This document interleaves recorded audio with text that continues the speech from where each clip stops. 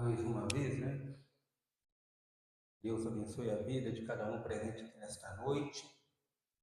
Assim já tem feito, vai continuar fazendo agora pela ministração da palavra dele. Eu convido que você abra a sua Bíblia em Mateus, no capítulo de número 9. Mateus, capítulo 9.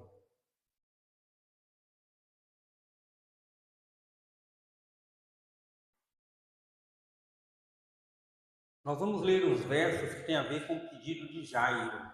Então é o verso 18 e depois os versos 23 a 26. Então, a parte que tem a cura da mulher com fluxo de sangue, nós vamos deixar para uma próxima mensagem. Então, Mateus, capítulo 9, os versos 18, depois nós vamos lá para o verso 23. Mateus, capítulo 9.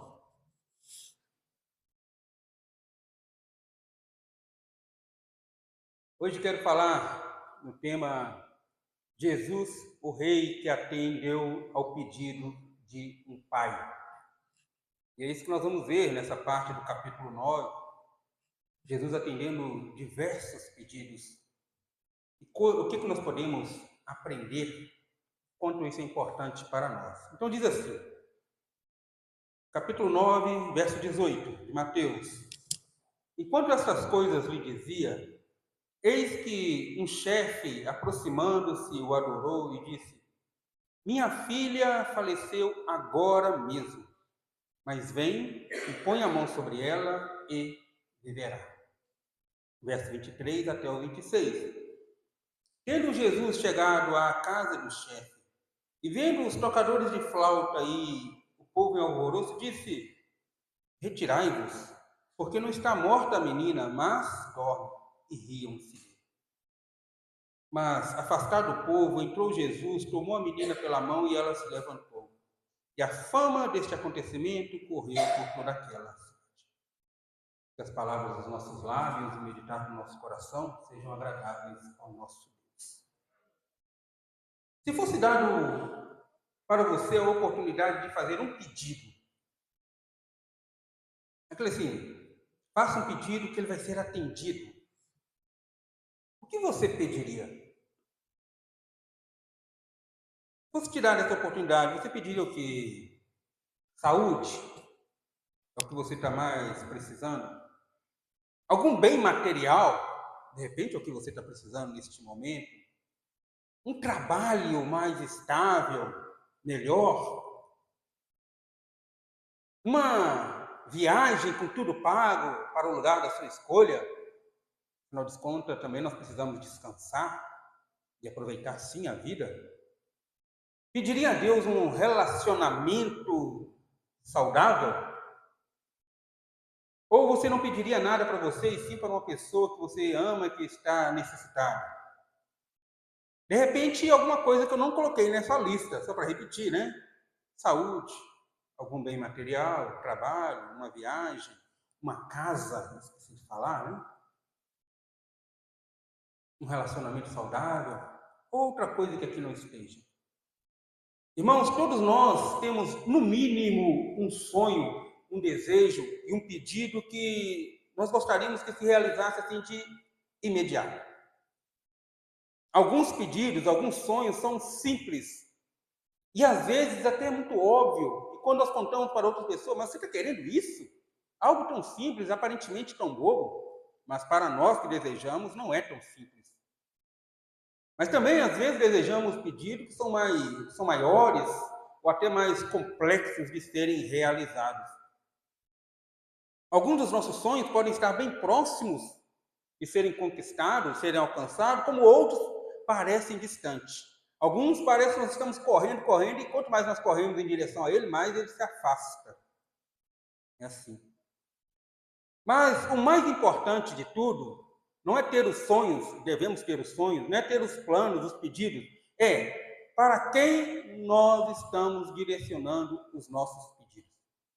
Eu estou pedindo para quem? Eu estou colocando os meus pedidos, os meus desejos, os meus sonhos aos pés de quem? Nós estamos agora, irmãos, no capítulo 9 de Mateus, E eu tenho a impressão que Jesus, depois que ele cura aquele paralítico, né, de Cafarnaum, ele na sua casa, Jesus sai para fazer uma caminhada. E desse texto que nós lemos em diante, essa impressão que dá é que Jesus está andando por Cafarnaum, andando pelas suas ruas, pelos arredores ali de Cafarnaum. E o fato de Jesus estar andando, fazendo essa caminhada ali pelas ruas da cidade, acompanhado dos seus discípulos, e assim mais pessoas vão juntando, porque afinal de contas, a fama de Jesus ia se espalhando, ia crescendo, os seus feitos, os seus ensinamentos, os seus milagres iam se multiplicando. E as pessoas iam se aglomerando atrás de Jesus para ver o que ele fazia, e alguns sim para colocar diante de Jesus as suas necessidades. Neste capítulo nós podemos perceber, começando hoje por esse pedido de Jairo e os outros que virão, que Jesus, pelo fato de ele estar caminhando pelas ruas da cidade, ele é aquela pessoa que se deixa encontrar. Jesus não está num lugar separado, isolado. Na verdade, foram poucas as vezes que Jesus estava em um local isolado. Algumas vezes ele se retirava até de madrugada para orar. E algumas vezes ele se retirava com seus discípulos para dar um ensinamento mais particular. Mas o ministério de Jesus, em sua grande maioria, foi no meio da multidão. Ele sempre estava em um local fácil de ser encontrado. Tanto que, quando da sua prisão para ser crucificado, ele fala assim: olha, eu sempre estive no meio de vocês, por que vocês não me prenderam? Agora vocês vêm com porretes, com lanças para me levar? Ele sempre estava onde podia ser encontrado. Neste capítulo agora, desse texto que nós lemos em diante, nós vamos ver que Jesus ele começa a dar a atenção para um grupo diferenciado de pessoas. Começando por um chefe da sinagoga, depois uma mulher que sofria com uma hemorragia, 2 cegos que estavam à beira do caminho, um endemoniado e, por fim, a multidão. O que essas pessoas tinham em comum? Todas essas pessoas que eu falei aqui, elas estavam sofrendo. Primeiro, um pai que sofre por uma filha de 12 anos, quase morta, e que morre no decorrer da história. Uma mulher que há 12 anos sofria de uma hemorragia, e isso a tornava impura para o convívio com a sociedade, e que gastou todos os seus bens e não conseguiu o seu objetivo, que era a cura. 2 cegos que o máximo que eles podiam fazer era ficar à beira da estrada com a mão estendida, esperando que alguém lhe desse algum tipo de esmola. Um endemoniado que não conseguia falar por causa dos espíritos malignos nele presente, e que com certeza também não tinha uma vida social, relacionamentos saudáveis. E por fim, uma multidão que o próprio Jesus fala assim, estava exausta, aflita, carente de cuidado. Jesus, irmãos, ele se deixa encontrar por essas pessoas, para que essas pessoas façam a ele os seus pedidos. Não pedidos de prazeres temporários, nenhum deles aqui fizeram esses pedidos. Embora não seja errado eu pedir a Deus que eu tenha um bem material. Pelo contrário, estou pedindo a Deus. Não é errado eu pedir a Deus um melhor emprego, não é errado eu pedir a Deus que eu tenha condições de comprar os melhores alimentos, ou sempre comprar alguma coisa diferente quando eu quiser comer. Mas esses pedidos aqui feitos para Jesus são pedidos muito maiores ou mais importantes do que o alimento, claro, sem tirar a importância do alimento. Jesus se deixa encontrar e essas pessoas começam a fazer pedidos ou vão apresentar diante do Senhor as suas necessidades. Jesus está no caminho, afinal, ele é o caminho, a verdade e a vida. Ele está no local onde se pode encontrar, e a Bíblia nos fala, né, que nós devemos buscar ao Senhor enquanto nós podemos achar. O Senhor Jesus, ele se coloca no meio da multidão, ele se coloca no caminho dos necessitados. E hoje eu convido os irmãos para nós olharmos com atenção para esse primeiro pedido, o pedido de Jairo, um pai que está sofrendo com a filha que está doente, à beira da morte. E o que nós podemos tirar, o que nós podemos aprender para a nossa vida, para a nossa caminhada, diante desse pedido deste pai em total desespero? O apóstolo Paulo, ele fala que nós devemos apresentar a Deus as nossas petições por meio das orações. Ele se fala isso em Filipenses, no capítulo 4, versos 6 e 7. E hoje, então, convido os irmãos para nós vermos algumas características deste pedido de Jairo. Mas para entender os pedidos de Jairo, não foi simplesmente um pai que pediu a cura da filha. A situação envolvendo Jairo era muito mais complexa. Várias coisas tiveram que acontecer para que Jairo se colocasse diante de Jesus e assim tivesse seu pedido atendido. A primeira coisa nós sempre falamos que a maneira de nós estudarmos as Escrituras é olhando o contexto de cada texto. E qual é o contexto de Jairo? Mateus, Marcos e Lucas registram esses acontecimentos. Mateus, como nós já falamos diversas vezes, ele não traz detalhes. Lucas traz muito mais detalhes do que Mateus. Marcos traz mais detalhes ainda do que os outros dois. Aqui, o nome do pai, os três evangelistas, Marcos e Lucas apresentam, né? Falam que é Jairo. Veja que Mateus não fala em momento nenhum o nome desse pai que está desesperado. A outra coisa, Mateus só fala assim, um chefe apareceu. Veja o verso 18. Um chefe. Eis que de repente, Jesus andando ali, um chefe se aproxima de Jesus. Chefe de quem, afinal de contas? Quando nós olhamos Marcos, quando nós olhamos Mateus e Lucas, eles vão falar assim, olha, aproximou-se de Jesus um chefe da sinagoga, ou um dos principais da sinagoga. E para nós entendermos a posição de Jairo, nós vamos ver o que esse homem fez, o que esse homem abriu mão para colocar diante de Deus o seu pedido e assim ter a sua filha curada. O problema que Jairo enfrentava aqui é a enfermidade da filha.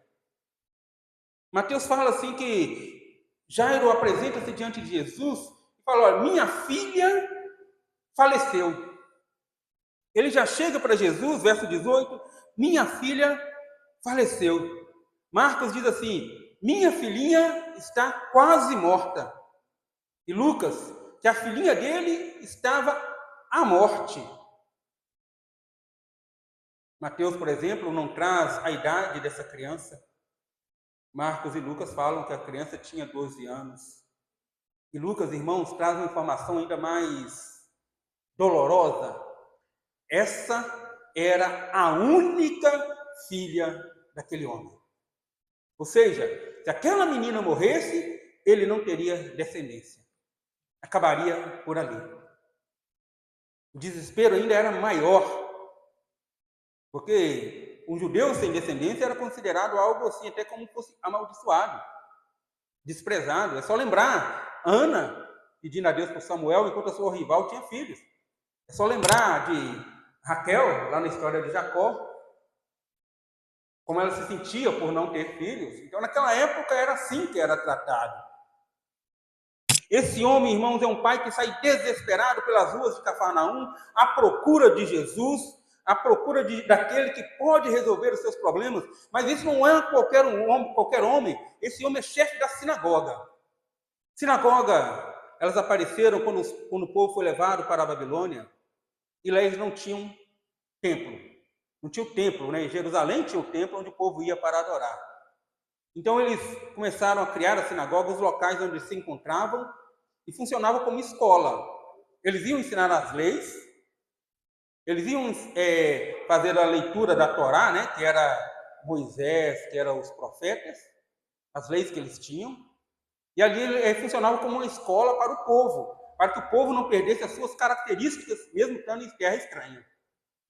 E quando eles voltam para Israel, a sinagoga se espalha por toda Israel. Até em países que não eram do povo, que não eram ali, até em cidades que não eram de Israel, tinha suas sinagogas. O templo era um só em Jerusalém, mas as sinagogas estavam espalhadas. Então, o chefe da sinagoga, qual era a responsabilidade dele? Era uma pessoa de muita influência. Ele era responsável por administrar a sinagoga. Ele era responsável por organizar tudo, por manter não só a construção limpa, mas por ter cuidado com quem ia à frente ler a Torá, com quem ia ensinar ali as crianças.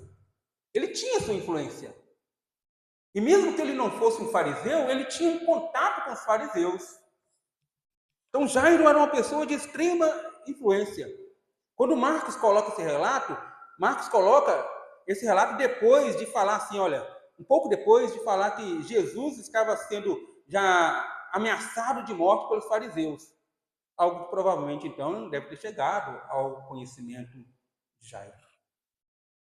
Contudo, irmãos, as atitudes deste homem, por causa do seu problema, chamam a nossa atenção e nos ensina o que nós devemos fazer quando levarmos a Deus as nossas causas. Levarmos a Jesus os nossos pedidos. Volte a sua atenção no verso 18. Enquanto essas coisas lhe dizia, ou seja, enquanto Jesus estava falando a questão do jejum, de repente chega um chefe, aproxima de Jesus e o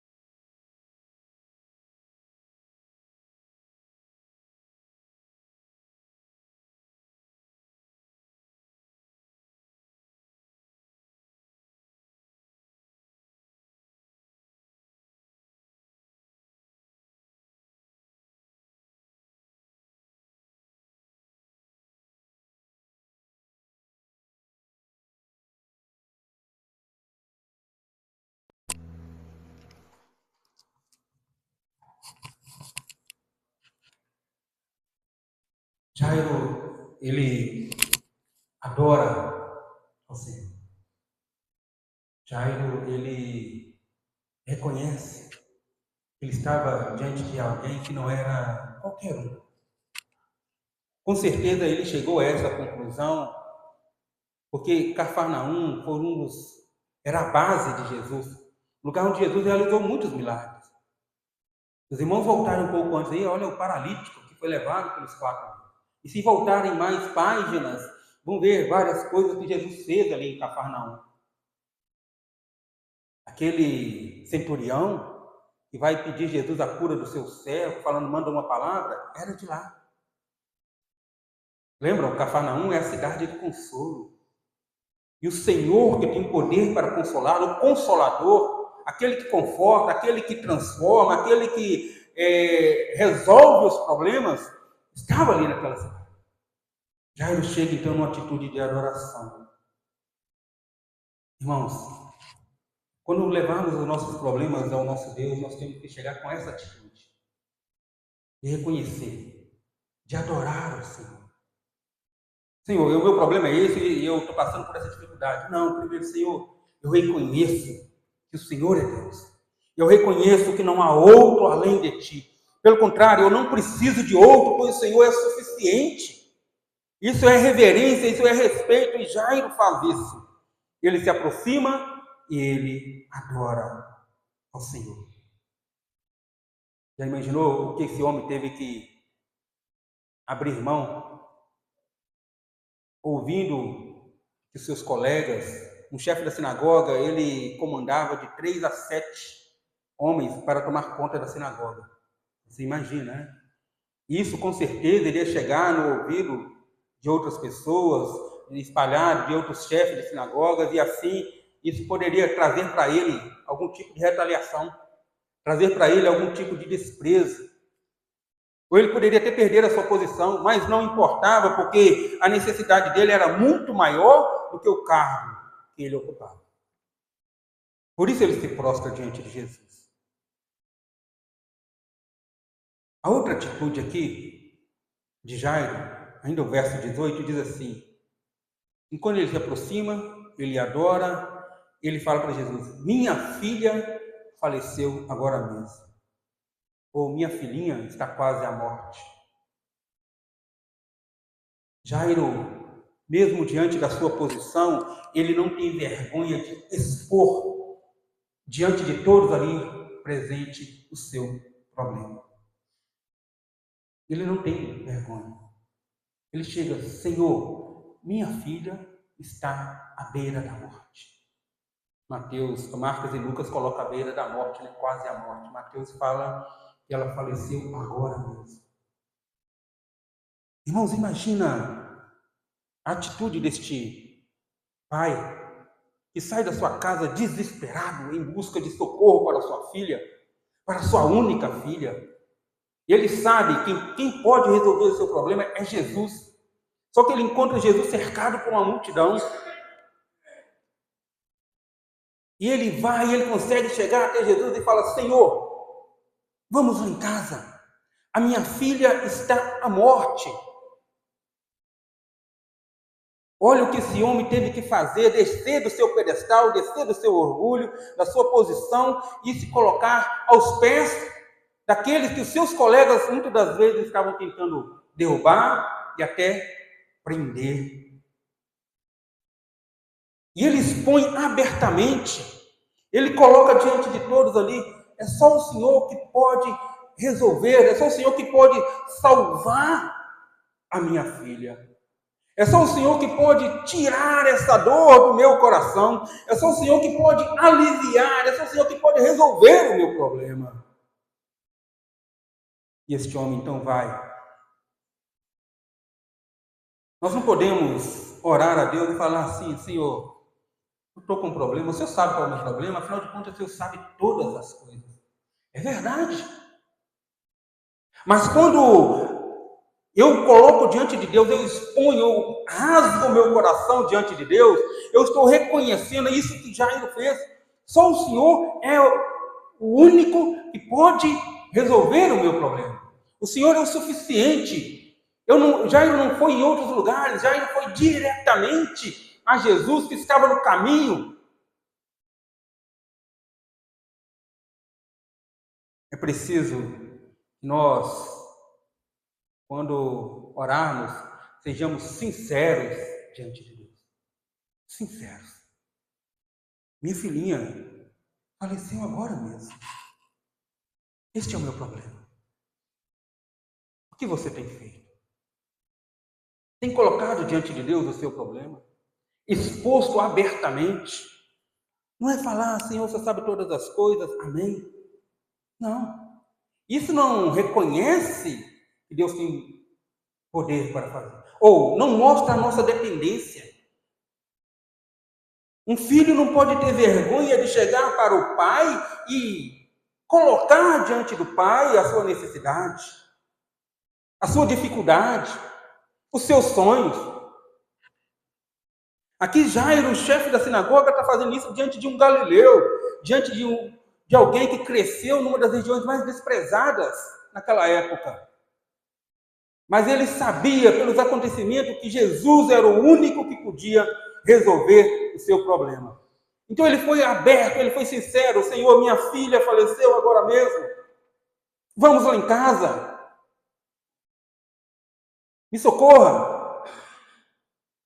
Minha esposa está em casa chorando com a filha. Nós estamos perdendo. E o texto mais para frente, Marcos, né, e Lucas, falam que a casa estava cheia, que a mãe estava lá, né? Tanto que Jesus, quando entra no quarto, leva com o pai, a mãe, Pedro, Tiago e João. Os que entram no quarto com Jesus. Mas uma terceira atitude de Jairo foi de reconhecer a autoridade de Jesus. Verso 18. Enquanto essas coisas lhe dizia, eis que um chefe, aproximando-se, o adorou e disse: minha filha faleceu agora mesmo. Mas vem, impõe a mão sobre ela e viverá.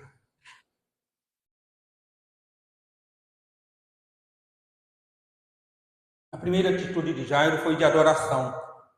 A segunda atitude de Jairo foi de expor realmente o seu problema. A terceira atitude de Jairo foi de reconhecer a autoridade de Jesus. E né, quando ele reconhece a autoridade de Jesus, ele está demonstrando fé. Porque ele fala o seguinte: vamos lá em casa. O Senhor vai colocar a mão sobre a minha filha vai viver. Jesus vai, imediato. Mas no caminho, a dor deste pai vai aumentando. Nós falamos que a oração, Deus pode ter 3 respostas para as nossas orações, que é o sim, é o não, e o tal do espera. Aqui Jesus, na sua atitude de o acompanhá-lo, Jesus está dizendo sim. Olha que o verso 19 diz isso, né? E Jesus, levantando-se, o seguia, e também os seus discípulos. Então agora o coração de Jairo começa a ficar um pouco mais, embora ainda ansioso, na expectativa de Jesus chegar em sua casa, mas um pouco mais tranquilo. Consegui. Jesus vai à minha casa. Mas no caminho, de repente, acontece algo inesperado, né? Uma outra pessoa encontra Jesus no caminho. Agora imagina a angústia deste pai. Minha filha está morrendo e essa multidão não deixa Jesus desenvolver a sua caminhada. Jesus está andando com dificuldade e de repente Jesus para, pergunta: quem me tocou? Imagina Jairo, o que essa mulher está fazendo? Jesus despacha essa mulher depressa, que minha filha já deve estar até morta. Aí chegam ainda, para piorar a situação, chega algum dos seus servos, alguém da casa dele e fala assim: sua filha morreu? Incomode mais o mestre. Chega alguém que não tem fé e fala assim: não tem mais jeito, acabou.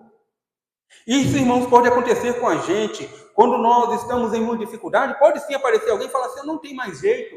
Mas a última palavra é de Jesus. Marcos e Lucas vai dizer assim: Jesus fala assim: não temas, crê somente. E Jesus falou isso com 2 irmãs, Marta e Maria, quando elas falam assim: se o Senhor estivesse aqui, nosso irmão não teria morrido. Não temas, crê somente.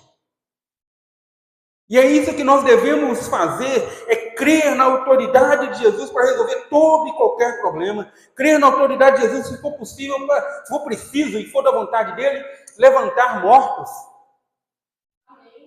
Quebrar cadeias. Restaurar vidas, restaurar sonhos. Jairo chega: Senhor, minha filha morreu, mas vamos lá em casa, o Senhor vai colocar a mão sobre ela e ela vai viver. E Jesus, olha que expressão de fé. E Jesus vai com ele. Mas no caminho, do lugar onde Jesus estava até a casa de Jairo, Jesus para ainda, né, para atender outra pessoa. Quando chega, o verso 23 fala, né, tendo chegado em casa, na casa do chefe, Jesus vendo os tocadores de flauta e o povo em alvoroço, disse: saiam daqui, a menina não está morta. Na verdade, fisicamente ela já estava, né? É que para Jesus, por causa do seu poder, a morte é como fosse um som. É claro que aqui está falando do corpo. A alma, ela já vai para o Criador. É só lembrar de Lázaro mais uma vez. Quando Jesus é avisado sobre a enfermidade de Lázaro, Jesus demora a ir. a Betânia, quando ele fala assim para os seus discípulos, vamos, que Lázaro adormeceu, eles pensam que Lázaro estava dormindo. Jesus falou, não, Lázaro morreu, vou lá para despertá-lo. As pessoas aqui riam. Que morreu? Que dormiu nada? Essa menina morreu. Nós vimos aqui ela dando o último suspiro dela. E é por isso que Jesus manda essa multidão se afastar. Nós, irmãos, tem momentos que nós vamos precisar ficar longe dessas pessoas que vão tentar minar a nossa fé. E já basta os problemas que nós temos pela frente. Ficar perto de pessoas que vão, não tem mais jeito, não é assim. Imagina esse pai ouvindo isso. Não incomode mais o mestre. Para quê? Não temos. Crê somente. Jairo, ele acreditou na autoridade de Jesus, no poder de Jesus para levantar a sua filha do leito da morte. Jesus entra naquela casa. Os outros evangelistas vão dizer que Jesus entra naquele quarto, chama, como eu já disse, o pai e a mãe, Pedro, Tiago e João, fecha a porta. E Jesus dá a ordem, né? Talita cum, ou seja, menina, levanta. E de repente aquela menina levanta. E de repente a morte é expulsa daquela casa. Por quê? Por causa da autoridade de Jesus. E Jairo reconheceu que Jesus tinha essa autoridade. Coloque a mão sobre ela e ela viverá. Nós precisamos, irmãos, crer mais na autoridade de Jesus para resolver os nossos problemas. E mesmo se ele não quiser resolver os nossos problemas, vai acontecer o que Paulo diz mais uma vez em Filipenses. A paz de Cristo, que excede todo o entendimento, vai guardar a nossa mente e o nosso coração em Cristo Jesus. Eu creio que se Jesus não ressuscitasse essa menina, o coração de Jairo já estaria confortado, embora ainda sofrendo, doendo, por causa da perda da criança. Mas ela ainda viveu vários anos, provavelmente se tornou uma adulta. O certo é que não foi nesse dia que Deus permitiu que a morte a levasse. Quero concluir, irmãos. Jairo é o pai desesperado de uma única filha. Ele teve o seu pedido atendido por Jesus. Mas veja, relembrando, né? Ele chega diante de Jesus numa atitude sincera de adoração. Lucas fala que ele implora, ele suplica: Senhor, vamos à minha casa. Vamos à minha casa. Ele é insistente no seu pedido, súplica é isso, né? Implorar é isso. Ele não pediu apenas uma vez, Senhor, tem como o Senhor ir lá na minha casa? Não. Nós devemos ser insistentes, sim, em nossos pedidos, até que Deus nos dê uma resposta. De repente ele vai falar igual falou com Paulo, a minha graça te basta, chega. Ou como falou com Moisés, quando Moisés pediu para entrar na Terra Santa, não toque mais nesse assunto. Mas pode ser que a resposta dele, sim, eu vou na sua casa, eu vou resolver o seu problema, eu vou restaurar a sua vida. Nós não sabemos, até nós pedirmos. Jairo, irmãos, o chefe da sinagoga, ele esqueceu a sua posição, a sua alta posição. Para ele, nada daquilo tinha valor,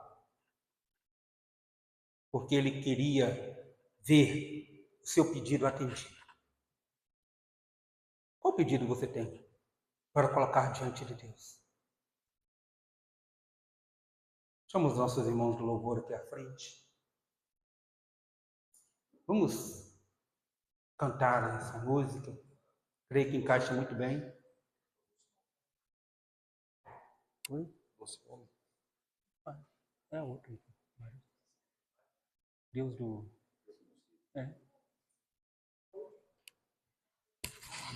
Deus do impossível que nós vamos cantar. Porque o que parecia impossível para muitos aqui, para Deus não é.